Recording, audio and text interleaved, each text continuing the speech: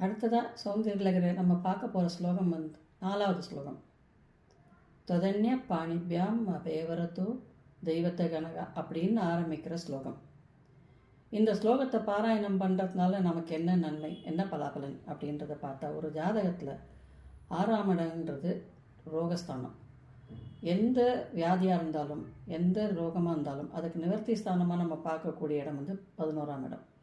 இப்போது இந்த ஸ்லோகம் படி பார்த்தா சகல வியாதி நிவர்த்தி, எப்பேற்பட்ட வியாதியாக இருந்தாலும் எந்த பயமாக இருந்தாலும் அந்த பயத்தினால வரக்கூடிய வியாதியாக இருந்தாலும் அதை நிவர்த்தி பண்ணி தருபவள் அம்பாள்.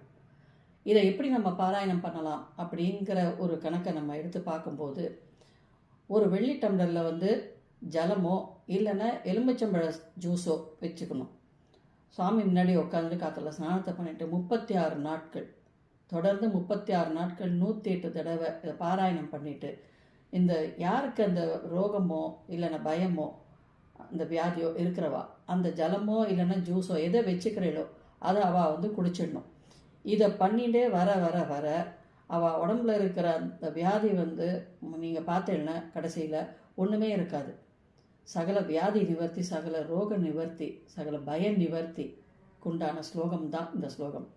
சரி, இப்போ நம்ம பாராயணம் பண்ணுறோம். அன்னைக்கு என்ன அம்பாளுக்கு நைவேத்தியம் கொடுக்கலாம் அப்படின்னா, கொஞ்சம் வந்து எலுமிச்சம்பழ சாத்தை வந்து நைவேத்தியமாக கொடுக்கலாம். இது நிச்சயமாக நடக்கக்கூடிய உண்மை.